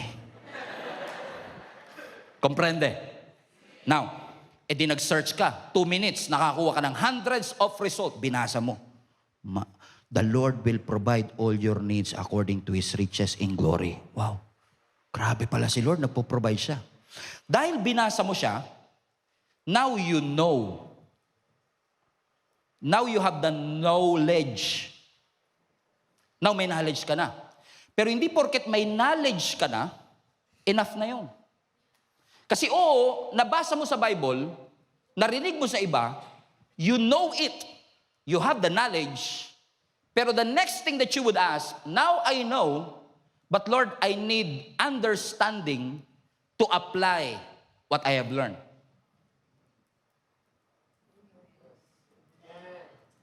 Kasi apparently, pag humihingi tayo sa ating Panginoon, humihingi tayo, Lord, bigyan mo ako ng pera. Pero what if, ang totoong kailangan mo, hindi pera, kundi wisdom para pamahalaan yung perang meron ka na.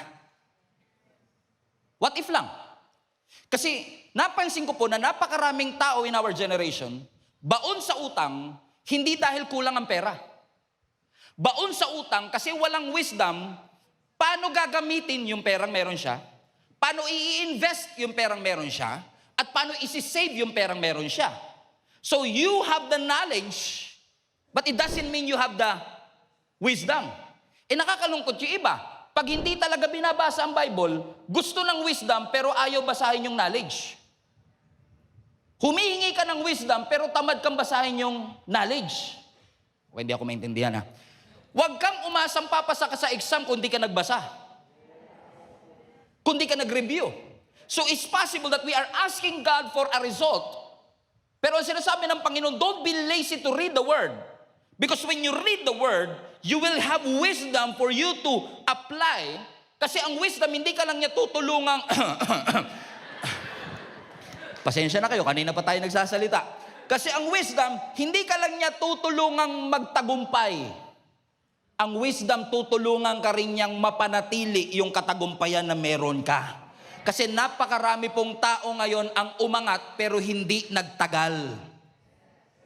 That's why we have to have wisdom in our lives. Sino sa inyo gusto nyo ng elevation? Gusto nyo ng success? Gusto nyo ng height? Yes, we all want increase in our lives, but wisdom brings increase and stability.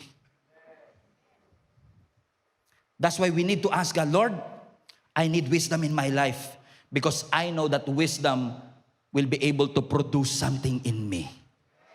Tingnan nyo, pag ang tao may wisdom, alam niya kung kailan siya oo. Alam niya kung kailan siya hihinto. At alam niya kung kailan siya mag-aantay. Because it produces something in us. Are you still with me? Parang sapul na sapul katabi mo, no? Number 2. Ano ang pangalawang blessing ng wisdom? Ano po yung una? Wisdom produces. Number 2, wisdom prevents. Wisdom prevents. Ibig sabihin, when you have the wisdom, may addition. Praise God. When you have the wisdom, may idadagdag. Pero when you have the wisdom, meron ding subtraction. Pag may wisdom ka, may idadagdag si Lord. May blessing na ibibigay. May breakthrough na ihahatid. Pero kapag may wisdom ka rin, hindi lang addition. May subtraction. Isusubtract niya yung pain. Isusubtract niya yung regret. Isusubtract niya yung panghihinayang.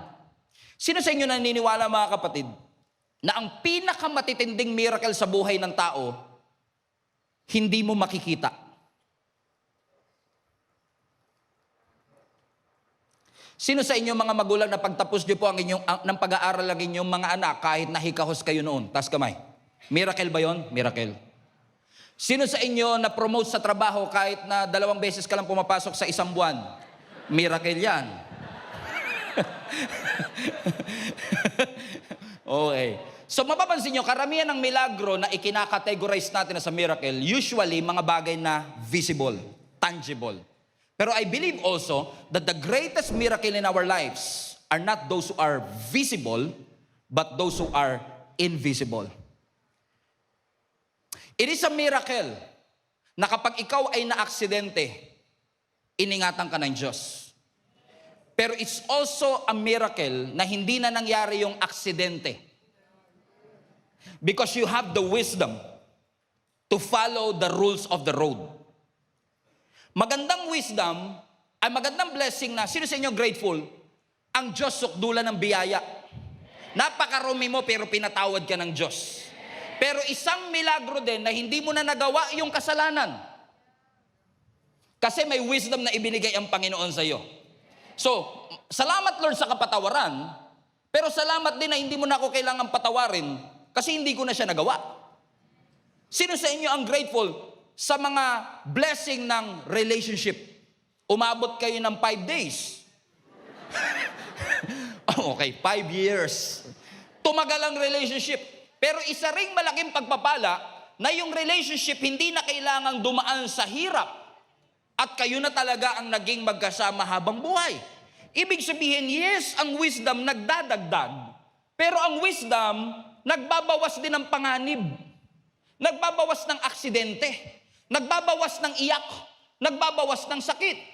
Ibig sabihin, may inihahatid ang wisdom sa atin, hindi lang dagdag ng dagdag, kundi yung bagay na hindi mo na mararanasan because you have the wisdom to navigate this life. Are you with me?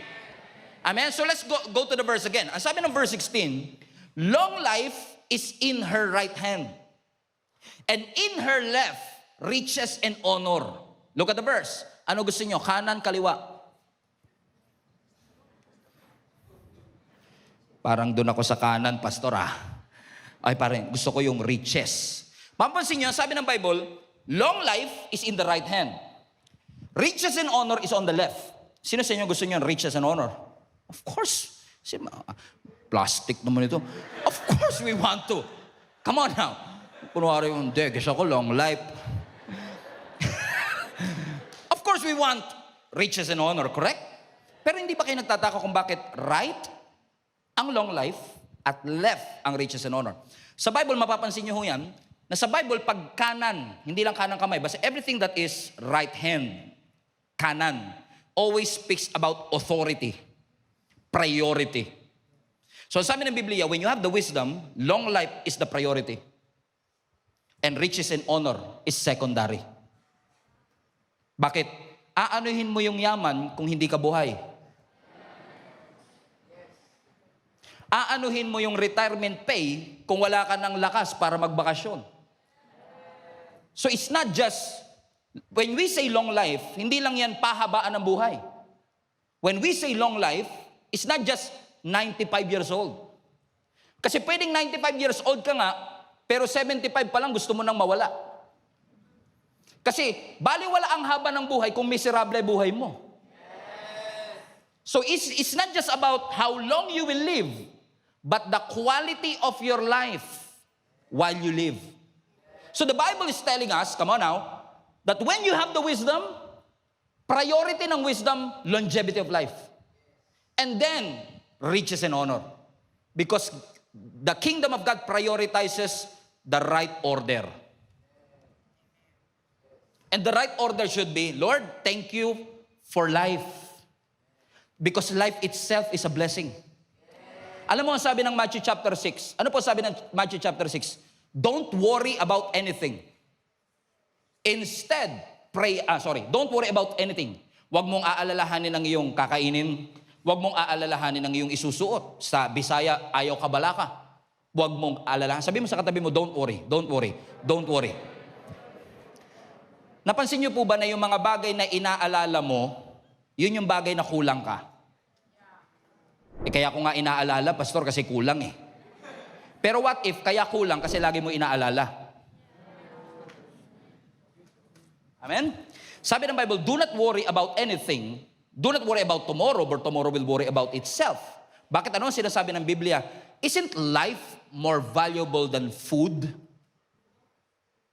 Ibig sabihin na sinasabi ng Scripture, masyado ka nakafocus sa material blessing, pero hindi ba ang pinakamatinding blessing talaga ay yung buhay? Life itself?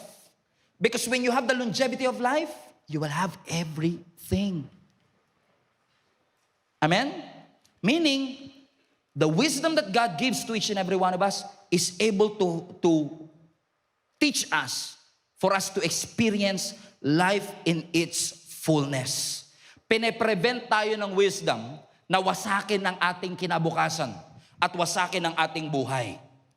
Because hindi naman sinasabi ng Bible na hindi ka daranas ng pagsubok. Hindi po sinasabi ng Bible na walang pressure.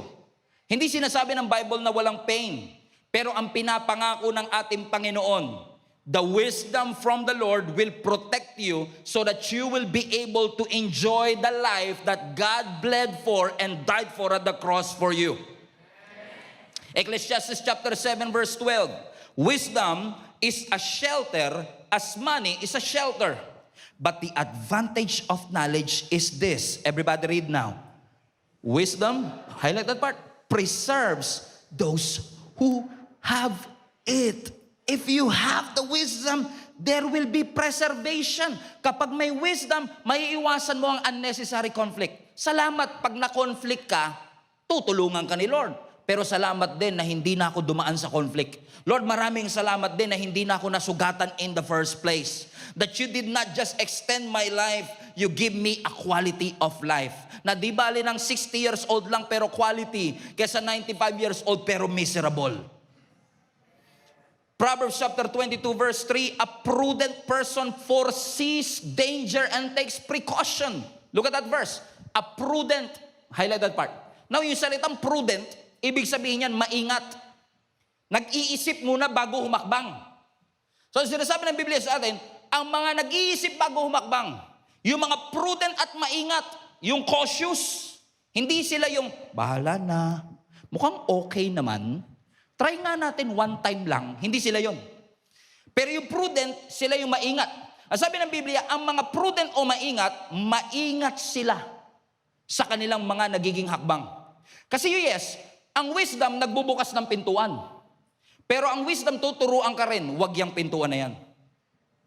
Wag mong hahawakan yung pintuan na yan. Because wisdom will guard you. Hindi po lahat ng nangyayari sa buhay ng tao, atake ng kaaway. Ulitin ko lang. Hindi po lahat ng problema natin dahil sa dyablo. Tahimik na nga yung dyablo sa totoo lang eh. Sabi niya, parang ang taas ng blood pressure ko today. Inaatake yata ako ng dyablo. Ang sabi ng mga dyablo, damay na naman tayo dito. Eh, yung kinain niya yung kanina eh. Kaka-crispy pata mo kasi yan. Tapos nagdamay pa. Masyado natin binibigyan ng credit ang dyablo sa lahat ng mga wrong things na meron sa ating buhay. Pero karamihan ng mga problema natin, hindi dyablo may pakana. Huwag ka titingin sa katabi mo. Diretso lang. Dyablo pinag-uusapan, nakatingin ka. Baka ma-misinterpret niya, nasa church pa naman tayo. Hindi lahat ng sakit na nararamdaman ng tao, spiritual attack. May mga sakit at sugat tayong nararanasan dahil sa mga dahil sa avoidable decisions naman. Pwedeng iwasan, pero hindi na iwasan kasi hindi nakinig. Halimbawa, regret. Alam niyo po ba na ang regret is actually sakit na nararamdaman natin na pwede sanang iwasan ng wisdom. Halimbawa, sana, narinig niyo na ba ito sa katabi niyo? Sana nakinig ako noon eh. Alam ko naman dati yun, pero mahal ko kasi. Alam ko namang red flag na noon pa. Kaso nga lang kasi, baka nakita ko, may potensyal, baka naman magbago. Hindi porket nasasaktan ka, ibig sabihin, hindi ka mahal ng Diyos. Marami tayong sakit na nararanasan kasi hindi tayo marunong makinig sa wisdom. Tignan mo nga katabi mo, titigan mo. Sabihin mo sa kanya, red flag nga ni. Ayaw makinig. Red flag nga ni. Bakit? Ang pera, it can add to you. Money can add something to you. Influence can add something to you, but wisdom protects you. Yes, i-celebrate natin ang increase. I-celebrate natin ang addition. I-celebrate natin ang breakthrough. Pero wag na wag niyong kakalimutang i-celebrate ang preservation ng Panginoon. Yung pag-iingat ng Panginoon sa ating mga buhay. Amen. Pasalamatan natin ang Diyos na iningatan ng Diyos ang ating marriage. Pasalamatan natin ang Diyos na iningatan ng Panginoon ang ating negosyo. Na iningatan ng Panginoon ang ating calling. Na iningatan ng Lord ang ating testimony. Na iningatan ng Panginoon ang ating kapayapaan. Sa totoo lang po, yung mga bagay na hindi nawala sa'yo, mas malaking blessing kesa sa hinihingi mo.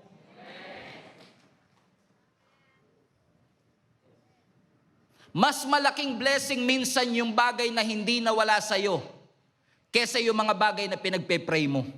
Nagpe-pray ka ng bagong bahay, good. Pero yung hindi nawala yung pamilya mo, mas malaking blessing yun kesa dun sa bahay. Sinong titira sa bahay? Minsan lang hindi natin na ipagpapasalamat kasi ang lagi mong ipagpapasalamat, yung milagro. Pero teka, yung hindi na nangyari yung problema. Yung hindi na kailangang maghiwalay. Yung hindi na kailangang malugi. Yung hindi na kailangang matanggal sa trabaho. Wisdom teaches you before a mistake. Before. Kasi pag after na yung wisdom, alaalala nyo last week, pay now, pay later. Pag una pa lang, wisdom yun. Pero pagkatapos na, sakit na yun. Minsan na nagtuturo na sa'yo, wag dyan, masakit dyan eh.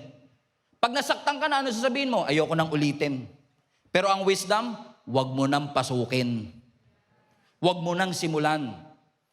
God wants to prevent you from doing a mistake that you will regret for the rest of your life. Is this helping anybody right now? Nakakatulong ba to? Sabihin mo sa katabi mo, mukhang ikaw talaga yung topic ni Glock 9 today. Number 3, and I will close with this. Wisdom produces. Wisdom what? Wisdom prevents. And number 3, wisdom predicts. Wisdom predicts. Verse 17, her ways are pleasant ways and all her paths. Highlight that part. our peace. Now that's interesting because sabi ng Biblia, ang path o daan ng wisdom ay maghahatid ng kapayapaan. Alam niyo po ba yung salitang path, lagi po yung referring to a destination, referring to a direction. Pag nababanggit yung salitang daan, usually ang ibig sabihin niyan, journey, pattern, habits, direction. So kung sinasabi ng Bible that wisdom, yung paths ng wisdom ay papunta sa kapayapaan, ang sinasabi ng Biblia sa atin, ang wisdom nagpo-produce ng predictable future. Kasi through wisdom, hindi pa nangyayari na pe-predict mo na base sa pattern niya today. Okay? Kumbaga parang hindi ako manghuhula, pero kung titignan ko yung pattern mo today, eto ending niyan. Wala nang nag-i-amen ah. Kinakabahan sila eh. Mukhang ako susunod dito ah. Walang tumataba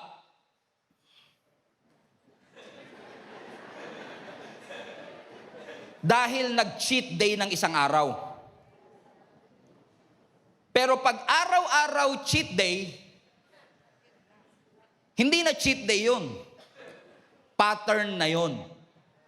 At kapag inaraw-araw mo yung dapat pang isang araw lang, alam ko na future niyan. Pansinin niyo ang Diyos, hindi tinatago ng Biblia sa atin kung ano magiging consequence. In fact, malinaw na sinasabi ng Biblia, sumunod ka, pagpapalain ka. Predictable eh. So kapag di ka sumunod, huwag ka mag-expect ng pagpapala. Pag hindi ka sumunod, pagpapalo yun. Pero pag sumunod ka, predictable eh. Hindi ako judgmental. Hindi din judgmental ang nanay mo. Na-predict lang nila na kapag ka buong gabi kang naglaro ng computer games, Pastor, hindi naman kasalanan nun. Maraming bagay na hindi kasalanan, pero hindi maganda dulot din. Okay. Hindi ko sasabihin sa inyo ang sagot. Pero pag nagpuyat ka ng, halimbawa, natulog ka alas 4 na ng madaling araw, kakalaro. Huwag kayong magalala, taga-ibang church to ha. Kasi dito walang ganyan eh. Okay? Naglaro ka, computer. Hindi naman mali. Pero inabot ka ng alas 4. Napipredi ko na kagad yan. Alauna ka magigising. No, wala nang ano eh. Wala. Kasi napipredict mo siya based on his habits. Amen po ba mga kapatid? That's what wisdom talks about. Ibig sabihin, if you want a better future, you have to develop a better habit. Because you cannot bring your 2025 habits into your 2026 goals. Kung gusto mong mangyari yung 2026 goals, you have to leave your 2025 habits and level up so that your 2026 habits, 2025 habits will be in line with 2026 goals. Bakit? Ang wisdom prediction, may predictable. Kasi ang oras, neutral yan eh. Depende kung paano natin gagamitin. Halimbawa, pag minadali mo, malamang ending niyan, regret. Pag sinisikreto mo, malamang, ano sabi ng Bible? Anong sabi natin madalas? Walang lihim na hindi nabubunyag. So, ang dulo ng lihim, bunyag. Hala. Ayaw mo magpa-accountable, ayaw mo magpa-correct, ayaw mo may nagagabay sa'yo, ayaw mo may sumasaway sa'yo. Feeling mo, nanay mo, kalaban mo. Feeling mo, tatay mo, kalaban mo. Feeling mo, kumari mo, kalaban mo. Kasi kinurek ka. Pag walang accountability, ano ending? Bagsak, failure. Hindi sila judgmental. Nape-predict lang based on our pattern. Shinortcut mo, malamang mawawala. Naunawaan niyo yung sinasabi ko? Halimbawa, nasa kalsada ka, may nakita kang isang kotse, ang bilis, diretso sa'yo. Now, hindi ito ang tamang pagkakataon para magtanong, ba't kaya ang bilis niya? Siguro nakatulog to. Siguro lasing to. Hindi yun ang tamang panahon para magtanong ka. Kasi napipredict ko na. Base sa direksyon niyan. Bulalo ka, sinasabi ko sa iyo.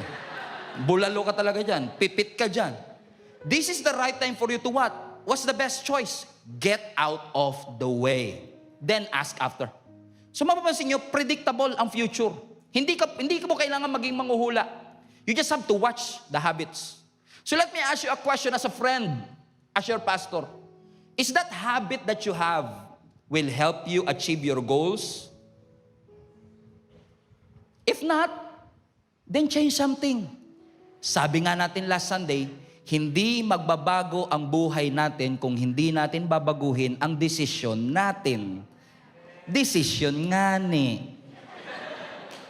Amen? We need to have decision. Ano sabi ng Proverbs 14 verse 8? The wisdom of the prudent is to give thought to their ways. So ask yourself, saan ang dulo ng pattern na ito? Sino-sino yung ganito ang ginawa before? Paano sila natapos? Hindi ko na inaantay kung ano ang consequences. Pinag-aaralan ko na kagad yung pattern. Kasi ang sabi na ng Biblia sa Proverbs chapter 4 verse 12, there is a way that appears to be right. But in the end, it leads to death. It appears right. It feels right. It sounds right. Pero sa wisdom, it asks the question, it feels right, it sounds right, it appears right, but is this thing in accordance to the will of God? Hindi lang pakiramdam ko, tama to. Hindi. Naka-align ba to sa kalooban ng Diyos? That's what wisdom taught you. Parang pag pinakinggan ko, tama. Teka lang, pag pinakinggan mo, tama, pero ito bang bagay na ito, attractive lang, pero hindi siya pasok sa kalooban ng Panginoon. Because the Bible is very clear. Blessed are those who find wisdom. And today, as we put an exclamation point to this mini-series that we had, is this message blessed you, mga kapatid? Napagpala ho ba kayo, mga kapatid? Now, the goal of this message is not for me to say, kaya kayo, global family, mas maging matalino kayo. Our goal is not to be smart. Because at the end of the day, I know that wisdom is more than just a lesson that we need to hear. Wisdom is somebody that you need to encounter. Because the Bible says in Matthew chapter 12, verse 42, this was Jesus Christ speaking. Ano sabi ni Jesus Christ? The Queen of the South will rise at the judgment with this generation and condemn it. Verse 43. For she came, the Queen of the South, from the ends of the earth to listen to Solomon's wisdom. Everybody highlight this part. And now, something greater than Solomon is here. Now, for context, yung sinasabi dito ni Jesus na Queen of the South was actually from the Chronicles, kung saan this was referring to a queen na ang tawag ay queen siya sa Sheba. She was actually the Queen of Sheba. Yung Sheba ngayon ay present-day Yemen. Now, itong Queen of Yemen, ang sabi ng Biblia, ang sabi ng history, napakayaman. Kaya nga, ma-Yemen. Okay? So, itong Queen of Sheba, na Yemen, napaka-Yemen, she had the influence and she was the queen after all. Queen na hindi na kailangan mag-travel. Pero ang sabi ng Biblia, nung narinig ng Queen of Sheba, yung wisdom ni Solomon, because Solomon became famous because of the wisdom that he had, to the point ang sabi ng Biblia, itong Queen of Sheba was so curious, hindi lang sa wisdom ni Solomon, kundi yung pinanggagalingan ng wisdom ni Solomon. Kasi alam ng Queen of Sheba, narinig niya na itong wisdom ni Solomon galing daw sa Diyos. At alam niyo ginawa ng Queen of Yemen? She traveled 1,500 miles, almost 3,000 kilometers, walang tren, walang eroplano, just to meet Solomon and listen to his wisdom. Now, let's go back to the verse. Ang sabi ng Matthew 42, itong Queen of Sheba, pumunta siya to the ends of the earth to listen to the Queen of Sheba at to Solomon. But right now, something greater than Solomon is here. Ano ang sinasabi ng Biblia sa atin? Ang sinasabi ni Lord sa atin, kung yung Queen of Yemen nga, nag-travel ng 1,500 miles para lang ma-encounter yung wisdom, ngayon, hindi nyo na kailangan mag-travel. Because ang sabi ni Jesus Christ, wisdom that is greater than Solomon is here. Who is that? Who is that? Jesus. So ang wisdom, hindi lang basta concept. Wisdom is a person of our Lord Jesus Christ. So ibig sabihin, wisdom now is not saying kailangan mas maging matalino kayo, kailangan mas maging maganda. Yes, kasama yon. Pero saan mo kukunin yung wisdom na yon? That wisdom came from a person of Jesus Christ. Ibig sabihin, when you encounter the Lord, when you submit yourself to the Lord, when you walk with the Lord, you are walking with wisdom. Kaya pala, ang mga tao na lumalakad at nagsasubmit ng kanilang buhay kay Jesus ay lumalakad ng may karunungan. Now, listen to this, church. Ibig sabihin, now notice, hindi sinabi ng Bible na something wiser than Solomon is here. Hindi sinabi. Hindi sinasabi ni Jesus, mas matalino ako dyan. Hindi insecure si Jesus. Pero ang sinasabi niya, something greater is here. Because wisdom is not just a concept anymore. You're looking for wisdom? I am. Wisdom is the principal thing. Jesus is the principal thing. Jesus is the foundation of everything. Jesus is the source of everything. Now, sa mundo, kung kailangan ko ma-promote, kailangan ko magpasikat sa boss ko. Pero when you have Jesus as your wisdom, ang sinasabi ni Jesus, magpatawad ka, huwag ka na gumanti. Tamo, ayun yun. Hindi wise yan, pastor. Hindi wise sa mundo. Pero yun ang wisdom na tinuturo ni Jesus. Ang tinuturo ng mundo, huwag kang papayag na ganyan lang ganti mo. Kailangan higit ka. Sabi ng Lord, vengeance is mine. Forgive. Ang sabi ng Lord, gusto mo maging great? Humble yourself. It is an upside down kingdom. Because of our Lord Jesus Christ, He taught us today, posible pa lang, ina-admire ko si Jesus, lumalakad ako kasama si Jesus, pero namimiss ko ang ating Panginoong Jesus. Because you know what? When Jesus was talking about Matthew 12:42, He was referring to the Pharisees. Balik mo yung verse, anak. He was talking to the Pharisees. Pharisees na marunong. Pharisees na edukado.